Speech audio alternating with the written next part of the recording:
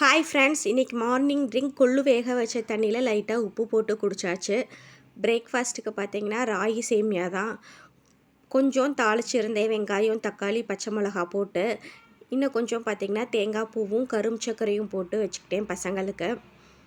பாதாம் நைட்டு ஊற வச்சு தோல் உரித்தது ஒரு 5, கொள்ளு வேக வச்சதை தாளிச்சிருந்தேன் அது கொஞ்சங்க. இன்றைக்கி பசங்களுக்கு லீவு, ஸோ லன்ச் பேக் பண்ணுற வேலை இல்லை. ஆனால் காலையில் மட்டும்தான் அவங்க அப்பா சாப்பிடுவாங்க, மதியம் சாப்பிட்றதில்ல. அதனால் பார்த்திங்கன்னா காலையிலேயே சாப்பாடு வச்சுருவேன் எப்பயுமே. சுட சுட சாதம், சொரக்காய் பொரியல் கொஞ்சம், கேரட் பொரியல் கொஞ்சம்.